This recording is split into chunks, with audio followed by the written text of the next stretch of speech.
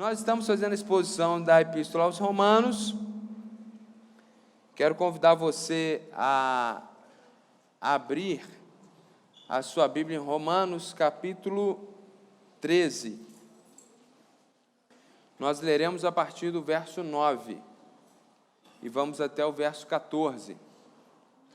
Na semana passada nós falamos sobre o cristão e a sua relação com o governo, com o Estado, como estava proposto no texto bíblico.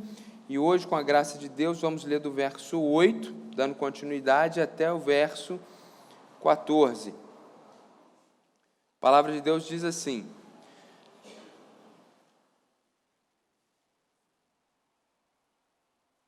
verso 8, por favor. Não fiquem devendo nada a ninguém, exceto o amor de uns para com os outros. Pois quem ama o próximo, cumpre a lei. Pois estes mandamentos: não cometa adultério, não mate, não furte, não cobice, e qualquer outro mandamento que houver, todos se resumem nesta palavra: ame o seu próximo como você ama a si mesmo. O amor não pratica o mal contra o próximo. Portanto, o cumprimento da lei é o amor. E digo isto a vocês que conhecem o tempo. Já é hora de despertarem do sono, porque a nossa salvação está agora mais perto do que quando no princípio cremos. Vai alta a noite e o dia vem chegando. Deixemos, pois, as obras das trevas e revistamo-nos das armas da luz. Vivamos dignamente, como em pleno dia, não em orgias e bebedeiras, não em imoralidades e libertinagem, não em discórdias e ciúmes, mas revistam-se do Senhor Jesus Cristo e não façam nada que venham a satisfazer os desejos da carne. Pai, a Tua palavra está diante de nós e nós precisamos da Tua graça, do Teu Espírito, para compreendê-la e para que ela faça sentido nas nossas vidas, Senhor. Que através dessa exposição nós saímos daqui mais parecidos com Cristo, mais transformados, para a glória do Teu nome, em nome de Jesus. Amém, Senhor.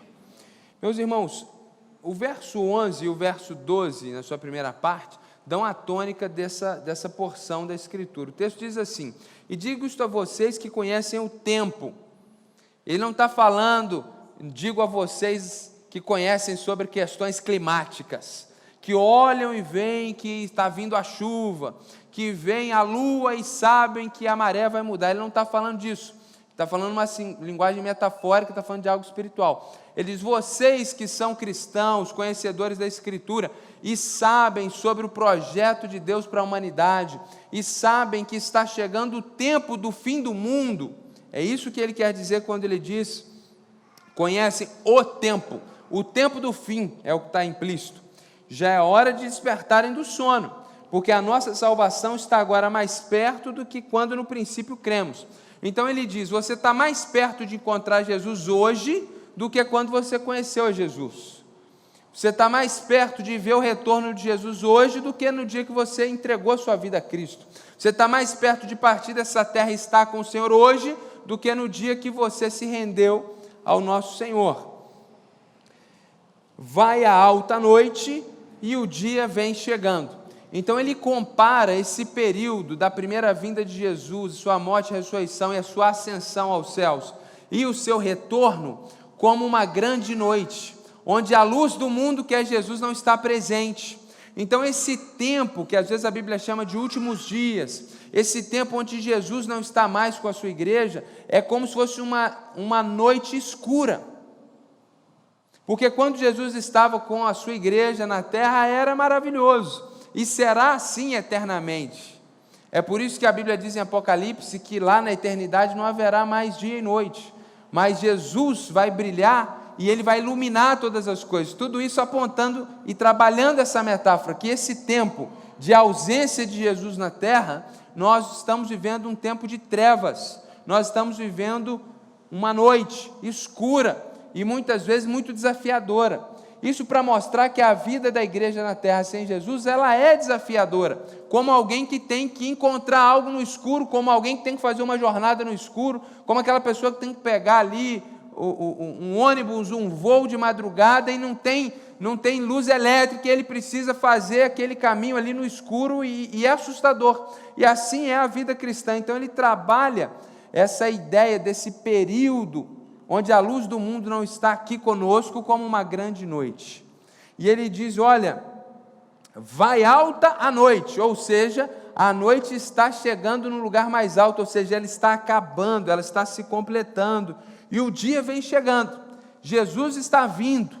Vocês que conhecem sobre essas coisas e sabem sobre o fim dos tempos, lembrem-se disso, lembrem-se dessa verdade. E aí ele diz, olha, não é hora de nós ficarmos mais dormindo.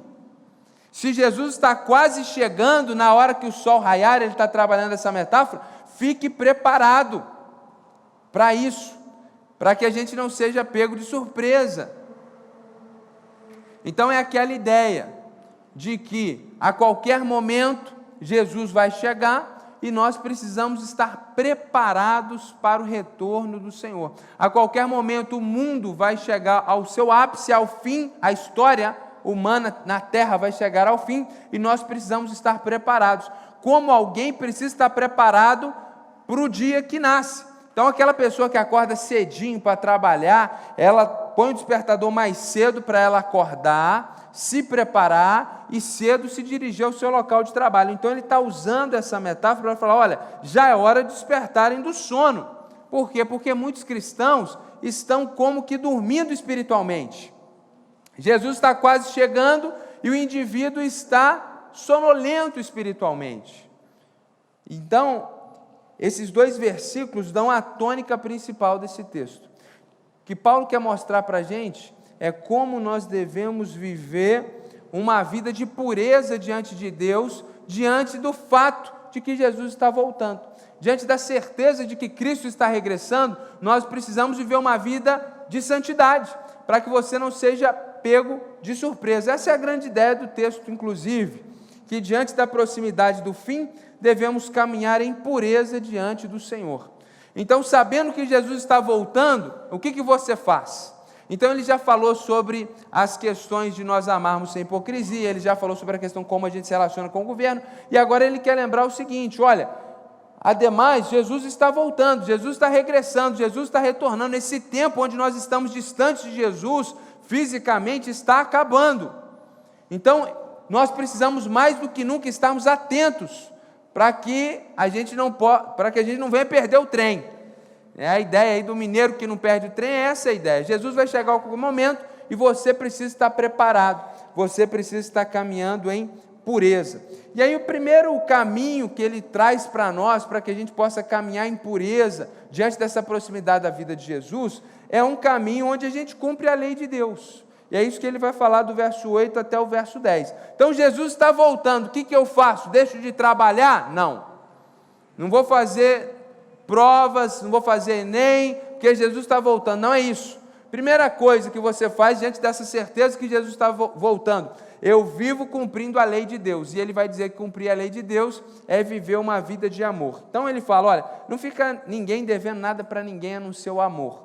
E dever aqui, ele está brincando mesmo, igual no português, você pode dever algo monetário, você pode dever algo como um favor, alguma coisa do tipo. Como no versículo 7 ele acabou de falar para a gente pagar imposto, ele então vai brincar e fazer o link, e vai falar agora que entre nós, para o governo a gente paga o imposto, e entre nós da igreja, não fica devendo nada, a não ser o amor. A ênfase aqui não é falar para um irmão pagar o outro, ainda que isso seja importante, a ênfase é falar que a gente precisa olhar para o outro e se sentir devedor. Olhar ali para a nossa irmã e pensar, poxa, estou devendo para a Joyce, estou em dívida com a Joyce. O que eu estou em dívida? Eu tenho que amar ela, tenho que amar o Paulo Henrique, esse casal que vai se casar ano que vem, se Deus quiser, eu amo, eu tenho que amar eles. Você tem que olhar para quem está do seu lado, ter esse sentimento, não de que você precisa ser amado. Mais uma vez a Bíblia vai contra essa ideia egocêntrica e egoística do nosso tempo, mas que você está devendo para o outro.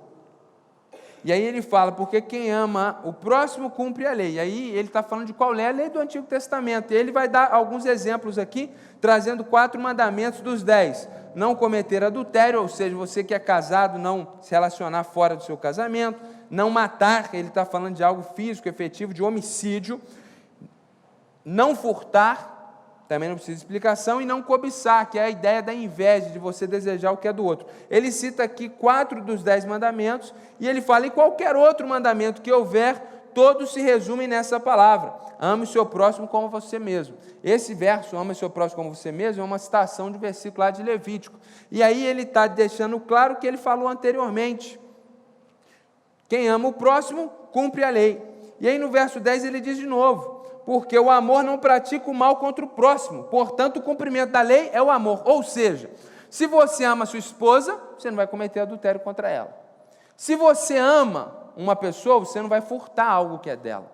Se você ama uma pessoa, você não vai olhar para essa pessoa e vai, de uma forma maliciosa, cobiçar o que é dela, ter inveja dela. E aí cobiçar e ficar com aquele sentimento de inveja em relação ao trabalho, em relação à posição, em relação a um bem material, em relação até o cônjuge da outra pessoa. Então, se você ama alguém, você não vai cobiçar o que é do outro.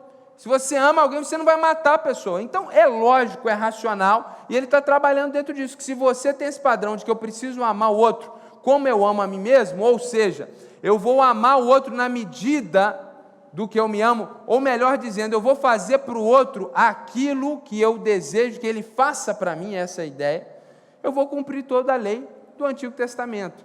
Então, você não precisa saber de qual os 10 mandamentos, contanto que você viva uma vida de amor pelo próximo. Assim você cumpre toda a lei. E aqui é o primeiro caminho. Jesus está retornando. A noite fria, sem a presença do nosso Mestre, sem a luz do mundo no nosso meio, está acabando. Daqui a pouco o sol vai raiar. Jesus está retornando. A primeira postura que eu preciso ter é de cumprir a lei de Deus. E no lugar de ficar preocupado em cumprir todos os mandamentos do Antigo Testamento, que seria complexo, muito difícil, e muitos até não são mais para nós, porque eram só para os judeus, o que nós precisamos fazer? Cumprir a lei de Deus, que se resume em amar o próximo. Então, Jesus está regressando. Eu preciso viver então uma vida de cumprimento à sua lei, para que quando ele chegar, eu não seja encontrado descumprindo a sua lei, mas seja encontrado cumprindo a sua lei. Imagina a vergonha, Jesus chega e você é pego em flagrante delito, fazendo algo de equivocado. Não sei se eu falei aqui, foi na pregação, o outro dia, que eu cometi o pecado e transgredi a lei do trânsito, atendi um telefonema no trânsito. E aí quando eu olhei para o lado, o irmão aqui da igreja, que é policial. E aí ele cumpriu a lei e falou: pastor, desliga esse telefone, hein? Falei: amém, amém, glória a Deus.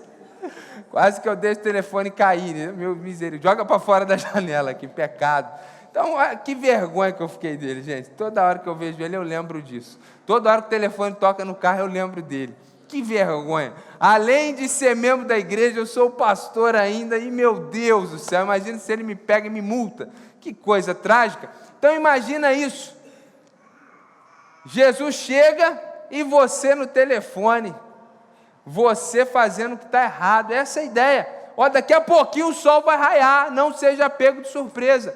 Esteja vivendo uma vida de amor ao seu próximo, porque isso significa que você vai estar tranquilo com todo mundo. Imagina Jesus chegar, você está com o seu coração cheio de mágoa, você está com ódio. Se você ama alguém, não vai ser assim. Imagina Jesus chega, você foi pego lá, está sonegando, está com dívidas dolosas por causa de pecado. Imagina Jesus chega e você está em algum tipo de adultério, seja o adultério efetivo ou sua mente, seu coração está totalmente desassociado do seu cônjuge. Imagina Jesus chega e você é pego nessa situação de pecado. Então, quando Jesus chegar, a gente precisa ser encontrado vivendo dentro da lei de Deus, para que a gente possa ouvir: servo bom e fiel. Aqui, depois do Bahamas, tem aquela ruazinha que desce ali onde a irmã Miriam mora, tem um mármore branco ali. Eu morava naquela rua quando eu era criança. E minha mãe pediu para eu ir ali no mercadinho da esquina, ali na lanchonete Cascatinha, comprar um ovo para ela. Fui lá, comprei o ovo e roubei da minha mãe. Peguei o troco e comprei um chocolate Laca.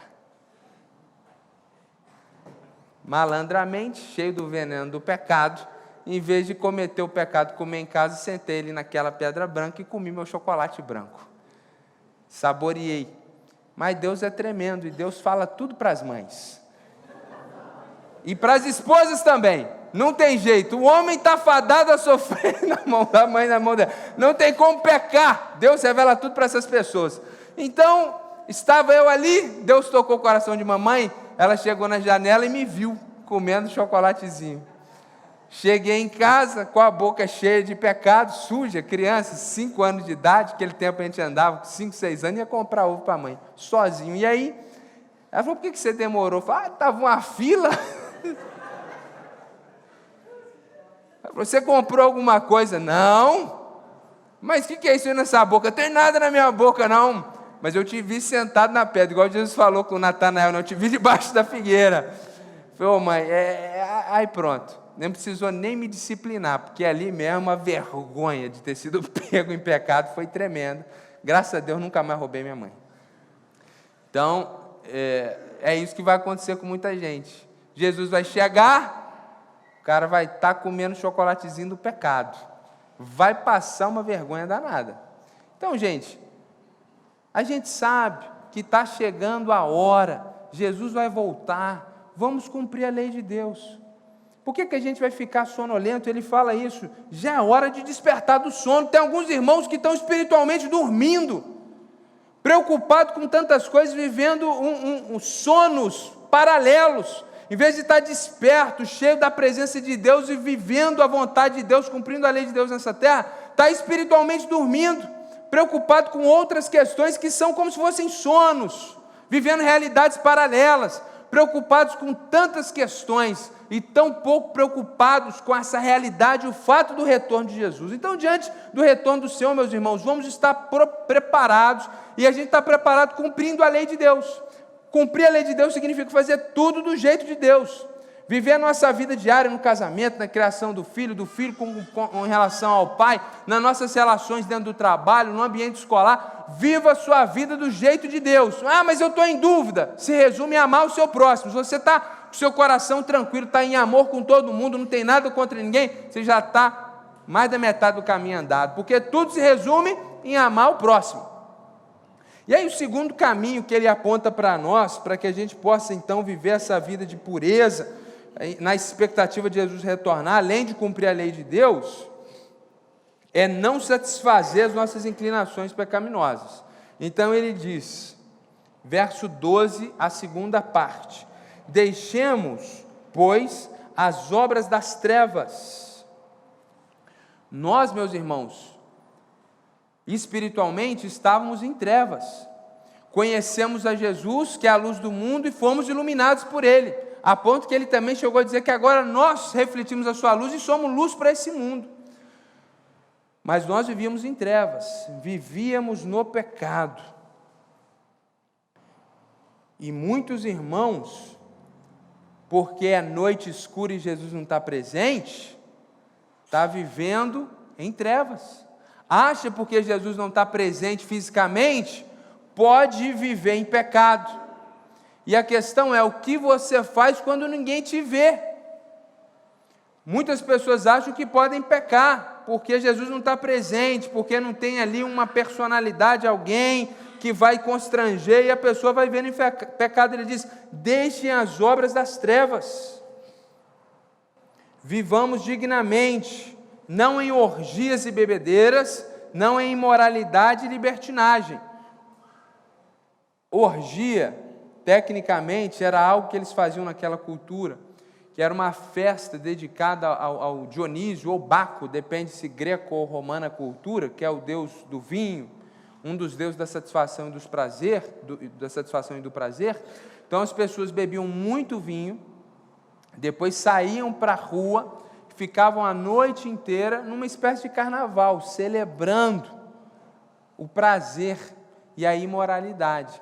E aí logo ele traz a palavra bebedeira junto.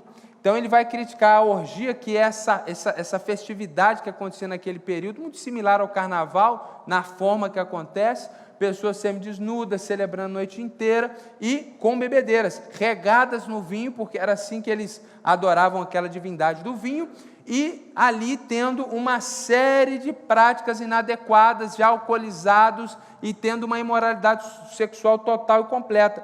Então, orgia e bebedeira, linkadas, duas palavrinhas que eles entenderam bem. E depois ele fala da imoralidade e da libertinagem, também duas palavrinhas ligadas às questões do campo da sexualidade. É impressionante, porque ele vai falar, olha, não vivam mais em trevas. E aí ele vai falar para a gente abandonar pecados do campo da sexualidade, do campo do alcoolismo, da embriaguez e desse tipo de celebração que acontecia naquela época, onde as pessoas estavam em festas envolvidas e uma série de pecados ali. E é interessante porque hoje, infelizmente, são as áreas que geralmente o cristão mais é enganado. E muitas vezes é exatamente aqui que ocorrem os grandes pecados dos cristãos também.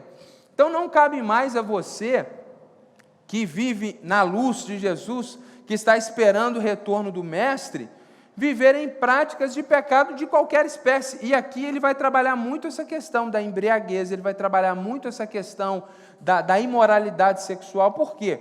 Porque ele sabe que essas áreas são áreas que o diabo trabalhou muito na vida do ser humano quando o pecado entrou no mundo.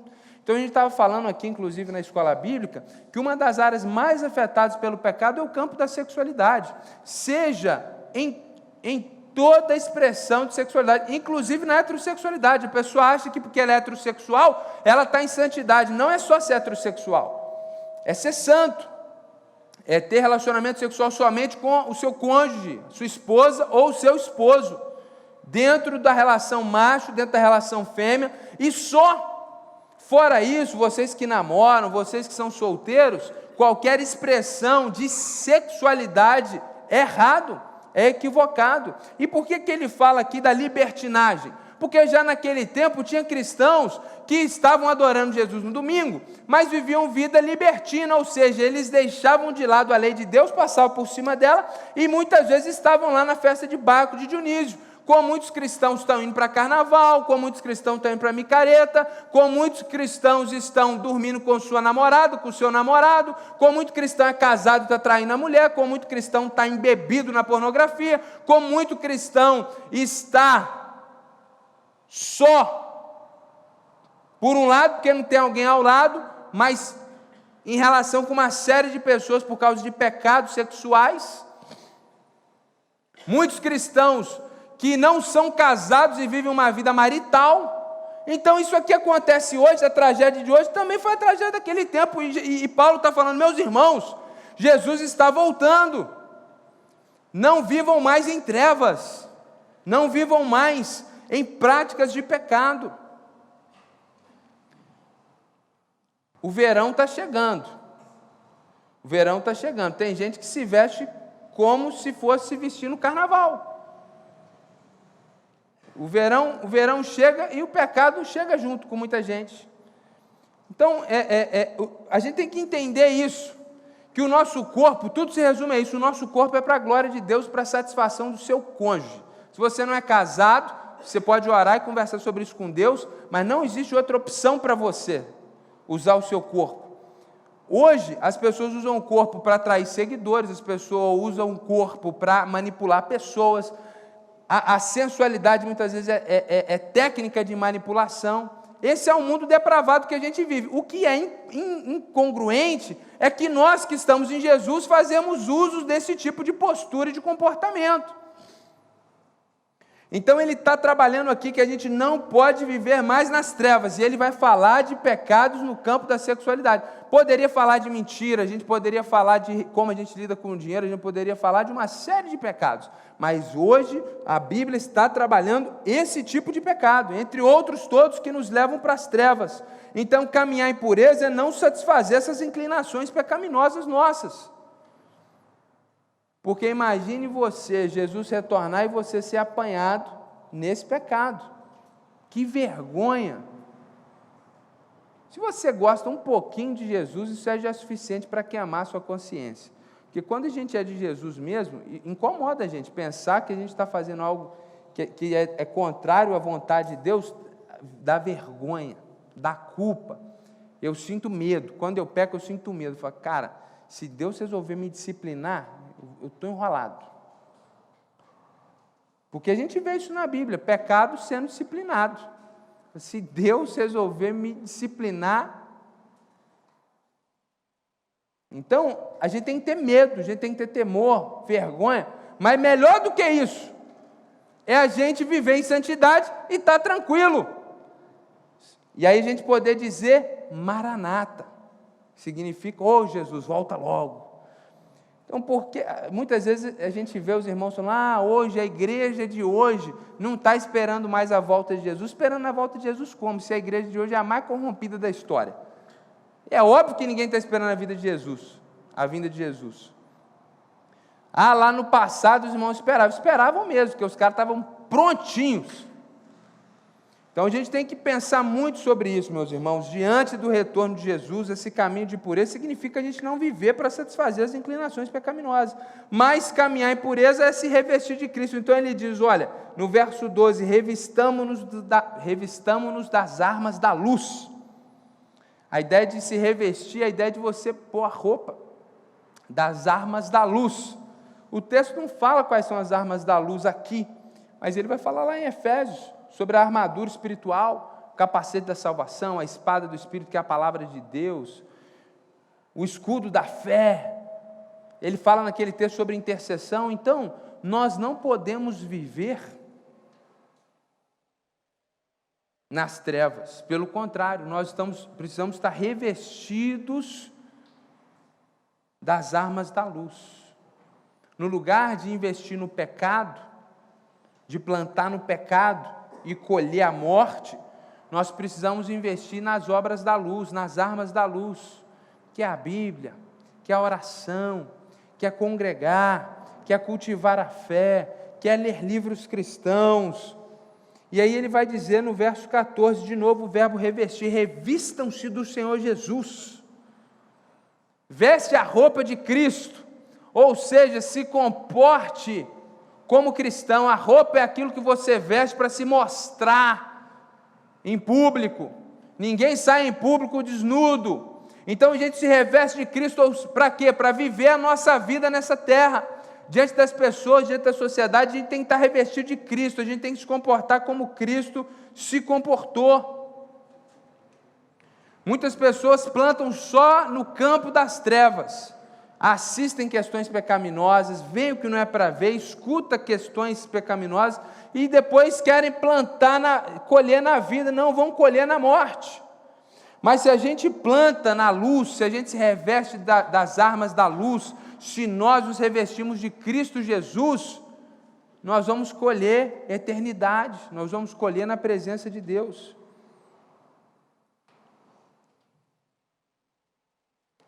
O fim está próximo, Jesus está retornando, e diante dessa proximidade nós temos que caminhar em pureza diante do Senhor.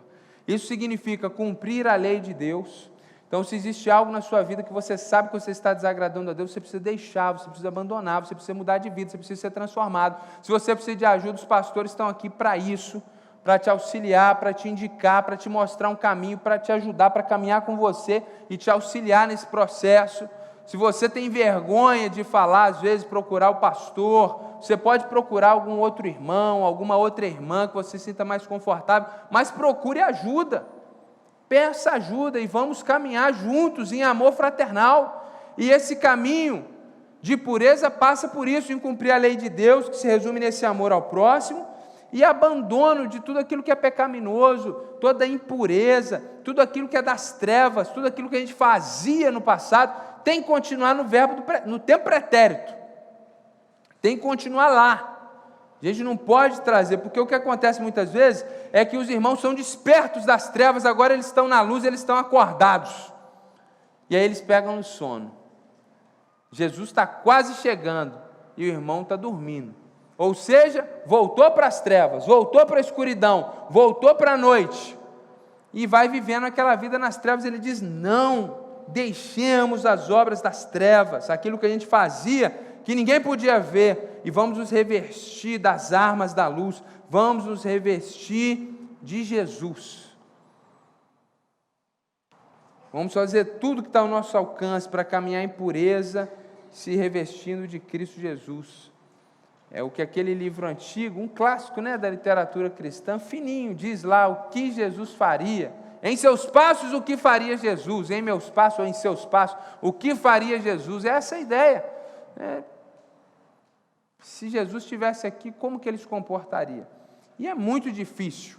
O que é fácil? É as trevas que existem em nós dominar tudo e a gente continuar agindo na obra da carne. Então não é fácil. Por isso que muita gente pega no sono. Mas por outro lado, é o chamado de Deus para nós. É muito legal isso, porque semana passada a gente viu que ele fala para nós lidarmos com questões do Estado, questões do governo, como que o cristão lida aqui com a questão política. E aí depois ele lembra a gente do quê? De que Jesus está voltando e vai resolver todas as questões estatais, governamentais e políticas na qual nós estamos inseridos.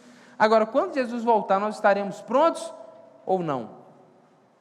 Então é muito legal a sequência que o próprio Espírito de Deus vai dando para o texto e a gente vai vendo esse avançar da argumentação, porque muitos só estão preocupados com aqui, com agora, e acham que tudo depende dele nessa terra, mas a gente não pode esquecer que o Rei Jesus está voltando, e mais do que ficar contente porque ele vai se vingar dos inimigos de Deus, a gente estar preparado, e na hora que raiar o dia, o seu despertador já tocou, você está preparado, você está arrumadinho e pronto para sair e ir embora com Jesus para o novo céus e nova terra.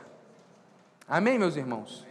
Então vamos orar para que Jesus nos ajude a viver diante dessa verdade, porque todos nós vivíamos em trevas, ninguém aqui nasceu na luz, todo mundo aqui nasceu pecador.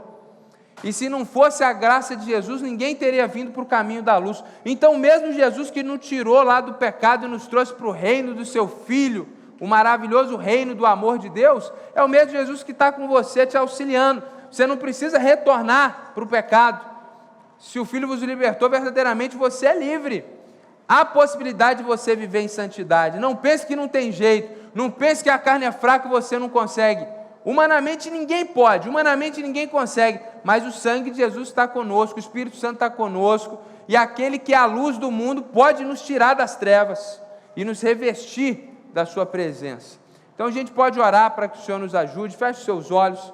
Pai, muito obrigado por essa manhã, muito obrigado por esse culto de adoração, como o pastor Sérgio orou aqui, louvando teu nome, Deus, por essa oportunidade. Também digo muito obrigado, Senhor, e eu te louvo pela tua palavra, que mais clara, Deus, do que esse sol que brilha ali fora, Deus, essa tua palavra falando aos nossos corações, Deus, como fogo, Deus, queimando a nossa consciência, nos mostrando, nos revelando o que está errado, e nos chamando, Deus, para o caminho da pureza, da santidade, da prontidão.